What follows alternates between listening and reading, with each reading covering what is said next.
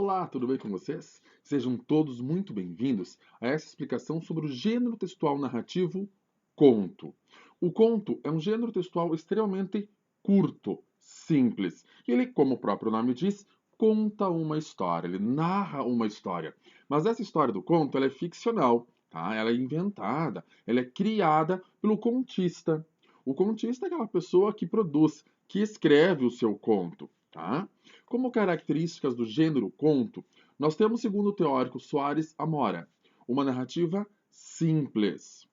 Ela é mais antiga do que essas literaturas mais longas, como o romance, por exemplo. O objetivo do conto é exatamente esse: apresentar uma história rápida para o leitor. Mas nessa história rápida tem que ter todos os elementos que cativem e que chamem a atenção desse público. Ele tem que ser conciso. O texto conciso é um texto enxuto, é um texto pequeno, onde não fica enrolando muito a história. Ok? Nesse texto conto, nós temos pouca descrição de personagem e lugar. O objetivo principal é apresentar, é narrar a história, narrar as ações, que tem apenas um único conflito, uma única unidade dramática. Independente do formato desse conto, independente do estilo do conto, se ele for de terror, se ele for fantástico, conto infantil, se ele for um conto mais dramático, independente, ele vai ter apenas um único conflito. Tem ação, tem o tempo, tem espaço e tem uma tensão que é liberada no meio desse conto, às vezes já no início dele. O conto, ele pertence ao texto narrativo e ele possui 5 elementos da narrativa, que nós chamamos de pente. Por que pente? Porque nós temos aqui os personagens, o espaço, narrador, tempo e enredo. Veremos cada um deles. Personagem é o ser que faz a história acontecer. É aquela pessoa criada pelo autor do conto que desenvolve as ações dentro dessa história. O personagem é fundamental para que o conto tenha uma ação, tenha uma sequência. Esse personagem, ele vive em um determinado espaço, que é o lugar onde acontece o conto. Então ele pode ser uma igreja, pode ser dentro de uma casa, em uma praça, dentro de um avião, pode ser dentro de uma escola, enfim. O local em que se passa a ação é o espaço. O narrador, ele é aquela pessoa que conta a história para nós, leitores.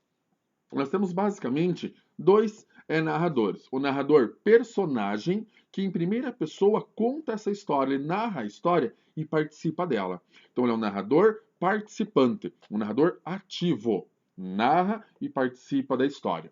E o narrador observador. É o narrador que eu costumo dizer que é o fifi da história. Por que o fifi? O fofoqueiro. Ele fica lá escondido, apenas analisando os acontecimentos, as ações, e a partir disso ele participa, então, contando apenas a história. Ele não é personagem, ele apenas conta a história para o leitor, tá bom? Esse é o narrador observador, em terceira pessoa. Tempo é quando a história acontece. Muitos contos, em especial os contos populares e contos de fadas, o tempo fica ali indeterminado. Era uma vez uma princesa que vivia em um lindo castelo.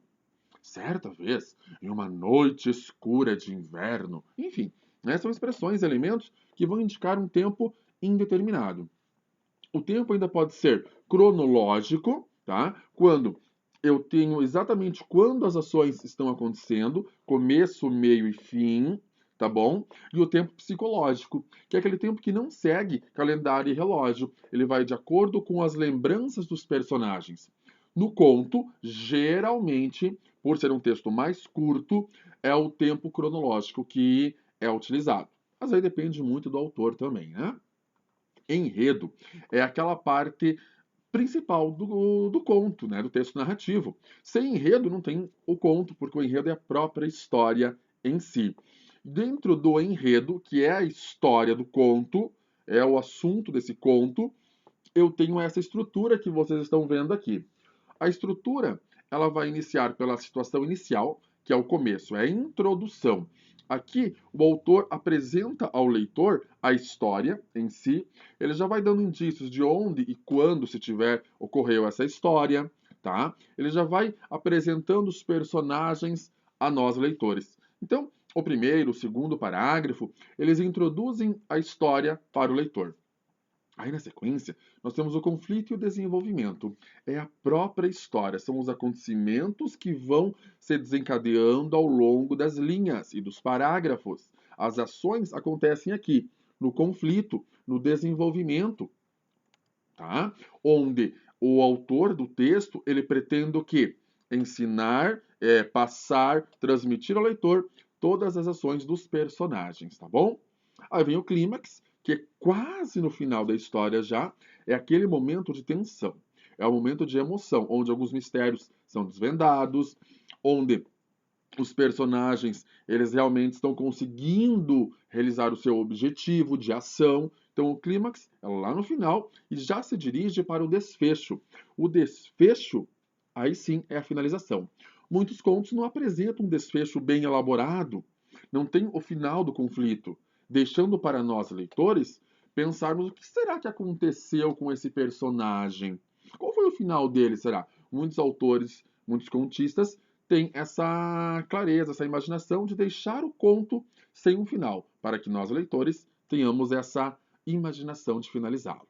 Eu aqui trouxe um conto, ele é um conto popular, não tem um autor definido, tá? Aqui tem a fonte da onde eu retirei esse conto, A Mulher e o Piolho. Vocês vão ver o porquê desses desenhos aqui. A história conta de uma mulher que vive falando que o seu esposo é piolento. Olha só que engraçado. Porém, né, o marido sempre insiste, dizendo que ele não tem piolho, que ele não é piolento. Aí o que o marido faz? Como a mulher está sempre xingando, sempre sendo impaciente com o esposo, né, avisando e falando que ele é piolento, que ele tem piolho, que ele tem piolho, ele faz o quê? Cansado dessa devoção da mulher chamá-lo de piolento, ele a pega e joga em um poço. Né? Ele amarra na corda do poço e começa a descer a sua mulher nesse poço. E ela continua gritando que o marido é piolento, que o marido é piolento. E quando ela não consegue mais falar porque a água já está em sua boca, ela começa a fazer o sinal com os dedos que o marido tem piolho. Tá esmagando o piolinho ali.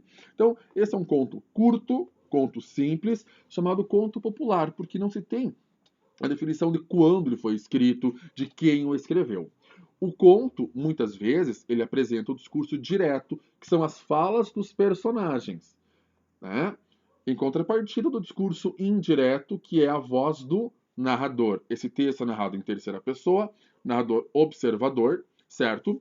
As falas elas podem vir com o travessão, as falas do personagem, ou através de aspas. Aí varia muito de autor para autor. Eu, particularmente, prefiro utilizar o travessão, porque as aspas têm muitas outras funções que podem ser usadas dentro do conto. Mas a parte de pontuação fica para uma próxima aula, tá bom?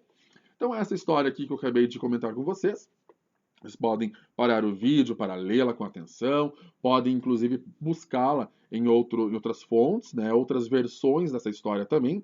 Ela então apresenta a convicção de uma pessoa que é apegada a essa convicção, né, sobre uma realidade rígida muitas vezes. E aí a teimosia dela que a leva para o poço, né?